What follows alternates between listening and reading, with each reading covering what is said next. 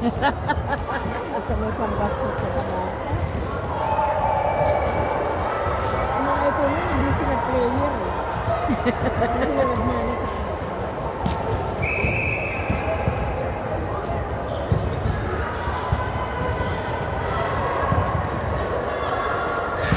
Ito, hindi naranasan namalan siya ang uniform eh. Hindi naranasan na vlog. Ako planchadora sa amin. Wala ito. Pero yung ate niya, yun, galing mag-plancha sa kanila. Second game for set. Ay!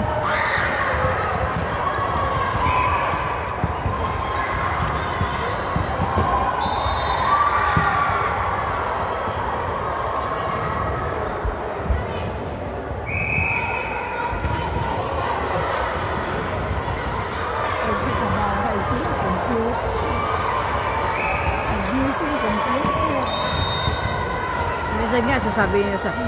Ang ate kong mag-uumpisa yan ng mamamalansya. Kasi ang tatay na maglalabay. Siya mag-umpisa na yan. Sabado pa lang, umpisa na mamalansya yan. Maghapon. Isasalitan kami. Pero natuto ako mamalansya bata pa. Maliit pa ako. Ilang taon pa lang ako marunong Mas mamalansya. lalo kami, inila kami sa ina. Natuto ako magplansya ng pantalon. Bata pa ako. Maliit pa ako. Nung high school kami, sunod-sunod. Wala, pag naman ko uniform yung isa, ay isang ano naman, magbabayad siya, alaban naman niya uniform. Hindi nga ganun nung araw. Kami, bali, dalawa pa lang kami may uniforme noon. Ako pa lang at saka ate ko. Kasi malayo agwat namin eh. 4 years agwat namin eh. So, dalawa pa lang kaming may uniforme. Tapos, Titignan mo lang ginagawa ng magulang na alam mo. yeah. Nanay at tatay ko may uniforme. Kaya natatambakan ng ano. Ano kung sabihin? Tayo na yung ma-observe tayo. Gusto Oo. natin gawin eh. Kahit ayaw ng magulang natin yung ano, di ba? Yeah. Eh, sabi ko sa'yo, parang laro na. Laro lang ng araw ang lahat ng bagay. Pero kailangan din ng ano, ng may sarili kang time para sa sarili mo. Oo. Ako ang pastang putulo pagka linggo na ng hapon. Doon kami mga kalaro ko. Yun, nasa plaza na kami. Naglalaro na kami ng softball noon. Hindi naman. Hindi naman ka tinuturuan na gano'n. Nagkukusa pa kayo. Kukusa. Minsan pag ano na ng kuwan eh, ng alas 6. Pagtunod ng kampana ng alas 6. Naku. Hintuan. Ayaw ng palengke. Dahil ikaw ang pinakamaputi sa inyong tatlo. Ayaw pasok sa palengke. Pagkaantay ka anak, daan tayo sa palengke kung ating tatlo. Bilhin nyo na ng pamasahe na una. Akong utusan. Pagdating sa pamimili, ako inuuto. Mapalingki yan, matindahan yan. Kahit saan. Basta... Wala lang ito aral. Pati lola ko eh. Kasi modesta lola ko eh. Ang galing mo.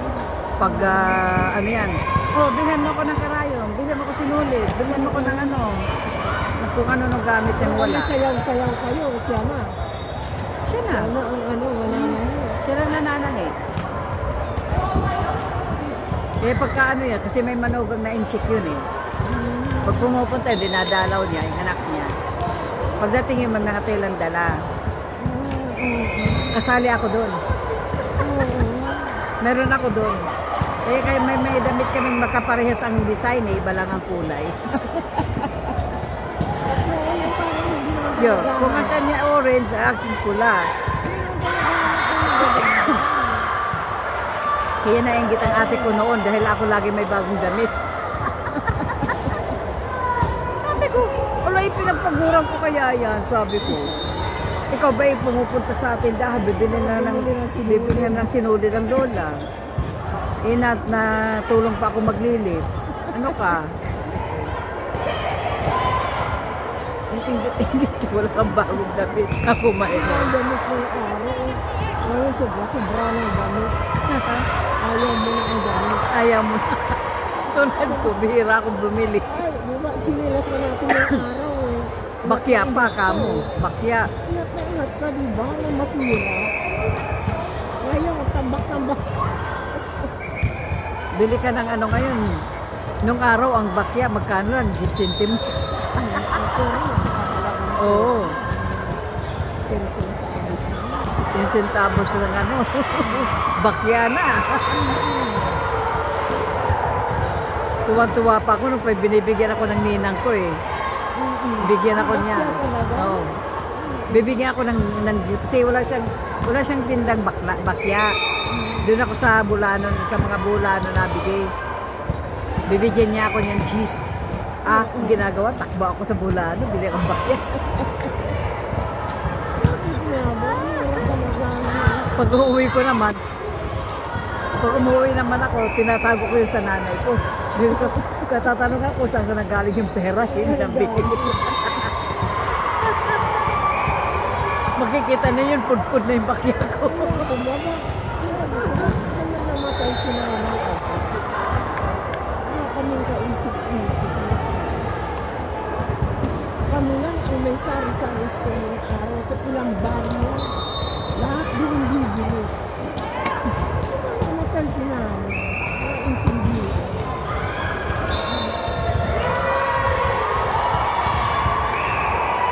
Tawarin mo na si Jody, ma. Sundan ng nanay ko. Yung dalawa. Tatantan yung dalawa. May interview pa. Ay, katabi ko sa aeroplano. Sabi ko, bakit ka bata eh? Bakit ka pupunta ng Amerika? Sabi ko. Bola. Sa gulat yung bata. Yung ini-interview ko, seaman po ako. Seaman ko.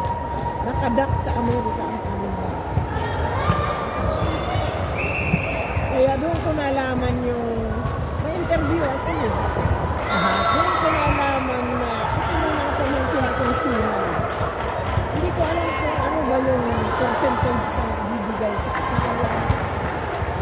Ganito yung tita sa amin na sa 100%, 80% ang pupunta sa asawa. 20% lang matira sa asawa.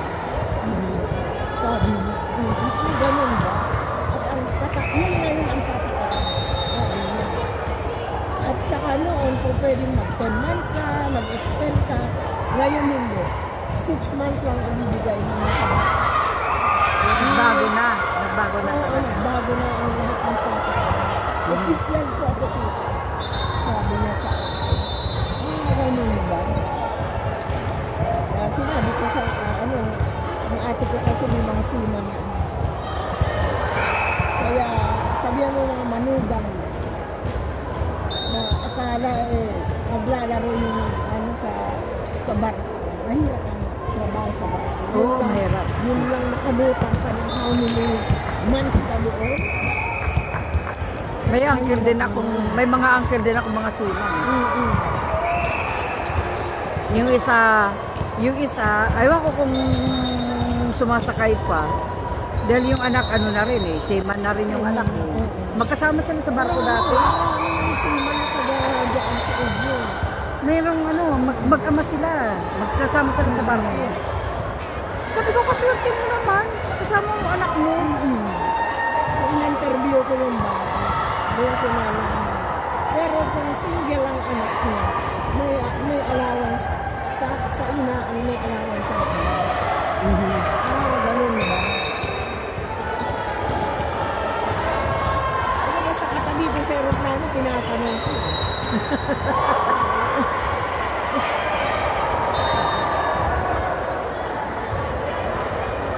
Hindi ko maano kung anong team itong kalaban. Ano sa rin ako mga kasakal. Kasi nagpa-wheelchair ako eh. Sabi,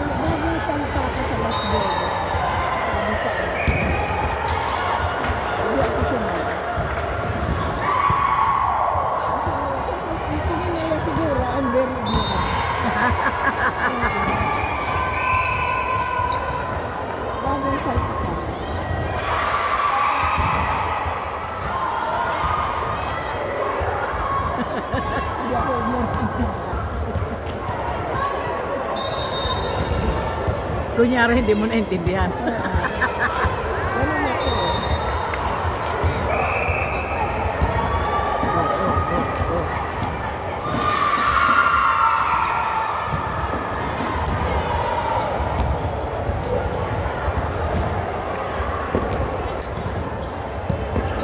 Pag dati ito, 24 eh. Mhm.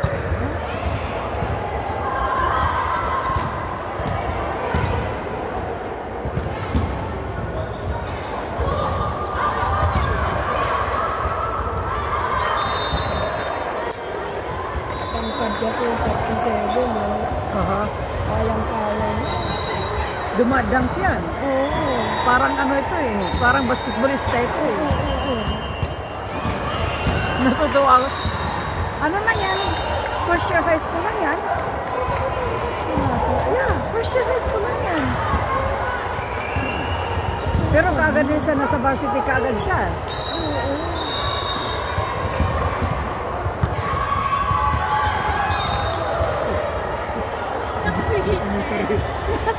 Hindi tinulak. Sana ginanon niya. Ganyan lang.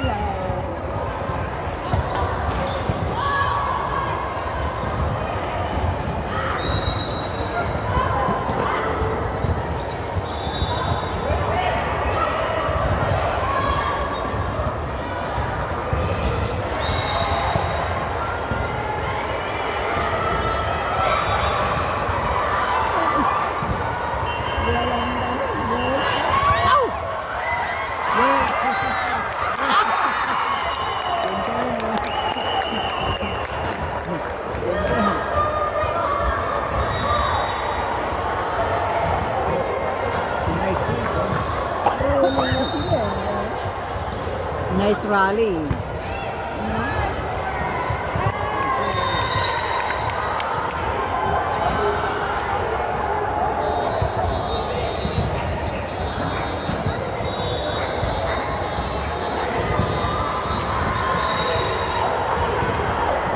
Oh.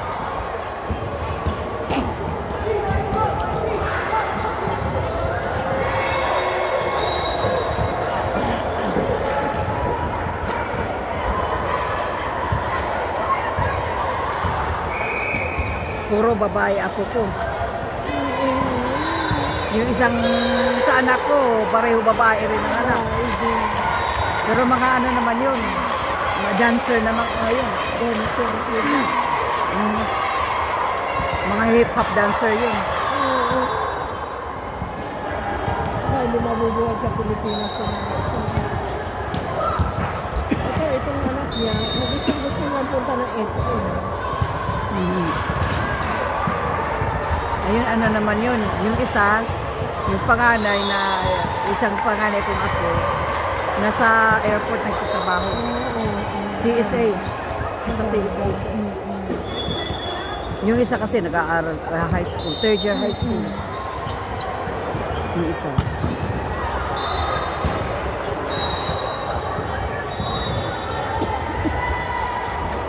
Tagal na rin po hindi nakikita yung mga yun. Ilang buwan na naman. Ilang buwan na. Sa Texas yun. Sa Texas. Nandito.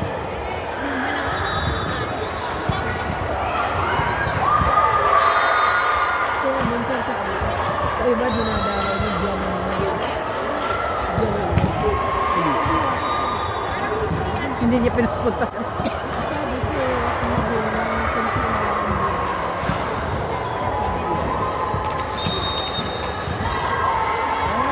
Anong gusto mo? Sabi ko. January yata ko huli nakita yung mga apo ko nun. Tama, January 4. Sabihan ko ko yun. Ako pinababayaan ko lang. Gawin mo naman ang biyanan mo.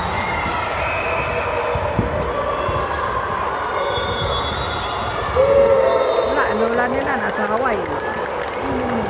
Taga roon eh. Minsan pumupunta rito. Kasi namatay yung biyanan niya. Isa na nangyari.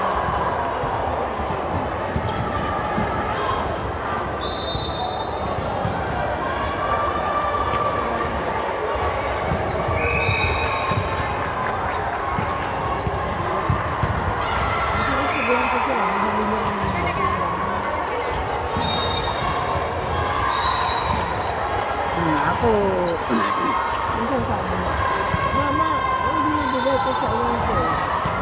Sabi ko nandun nakatipa. Sabi ko, kasi ako naman hindi ko ba akong problema. Siguro naman.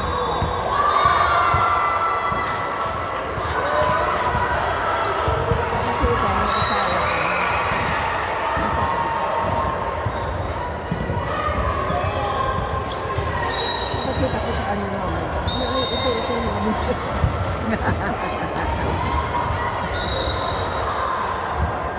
Hindi ma, pumunta ka sa mall, bumili ka ng gusto.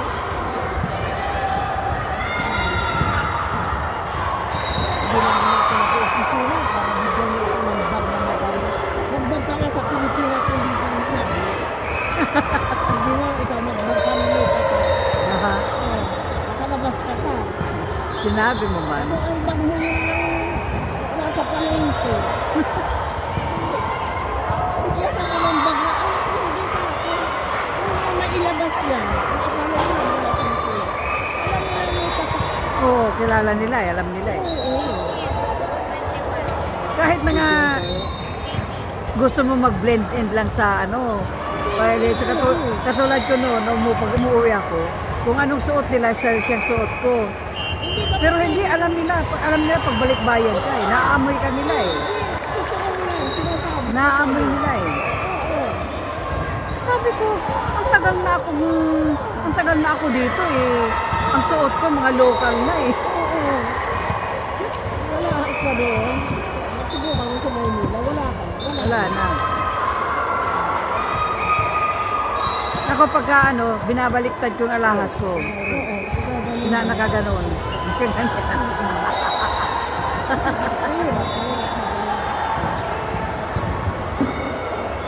Bakit? Out of rotation. Out of rotation yata.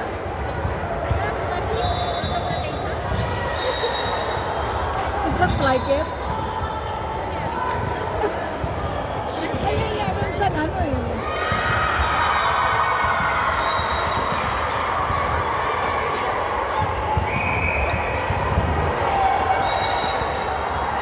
Minsan ang problema yan yung dito eh. Yung kabilang dulo eh. Hindi yung eh.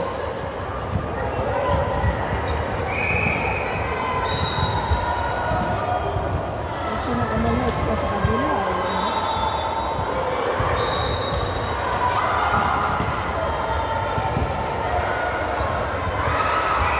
Mga 13 years old siguro. Yung bata. Itong apo ko, sumasali na yan sa, noon, ano pa lang siya, first year high school pa lang. Oo. Ang mga kasamahan niya, mga 18 years old. Kasama nila sa volleyball. Siyang libero nila. Audience eh, mga lolo lang. No.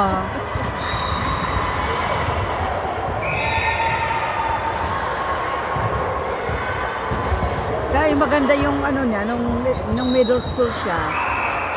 Nung middle school pa siya, sumali din siya sa volleyball team yun. Back-to-back silang champion. Oo. Back-to-back sila. Ay, actually, back-to-back-to-back. Nung high school na siya, nanalo pa rin yung team niya. Yung high school niya. Nanalo pa rin, nag-champion pa rin. Oo. Ang galing ng nila, ang galing ng team nila. Ang galing. Yung huli siyang yung last year niya ng middle school siya. Undefeated sila. Undefeated talaga sila. Natakot nga kami nung finals yung championship. Sabi ko parang tatalunin na yata sila. Nako, humabol. Sabi ko, ang galing talaga nito mga ito. Walang maitapon sa kanila na teammate. Wala silang maitapon eh. Meron isa, pinakamatangkad, kasi may handicap. Pero pagka nakahawak kami ng mambula yun, talagang lalaban din siya.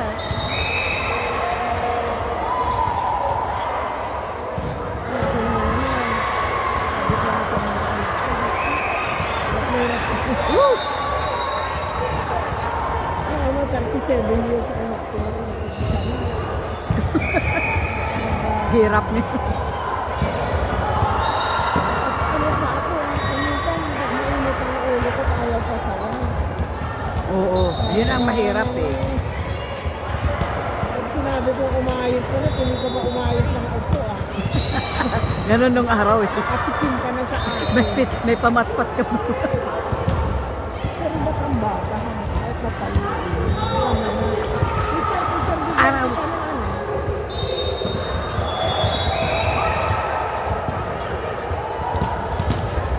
Ay, malaki ang mga nasa akin. Teacher, bigyan kita ng ano. Candy ko. Grade 1 ako eh. Ni mama kukulit. Oo. Kukulit. Eh, kapaluin mo mamaya. Ni makukulit na grade. Yan ang sinasabi na ang batang pupunta sa langit. Yung mga magulang, kasalukuyan pa nag-aaway, dahil nagkalmutan yung anak nila. Nakita mo yung anak nila, nagsasama doon sa merienda nila. Kaya tayo hindi tayo pupunta sa langit, sabi. Uy.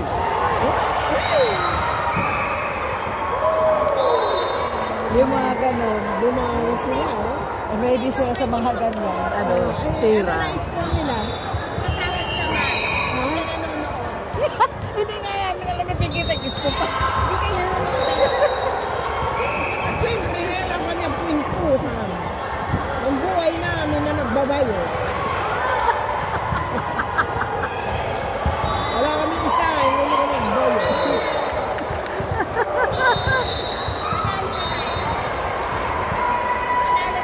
Panalo na. Panalo na. Panalo? First game, Ohana.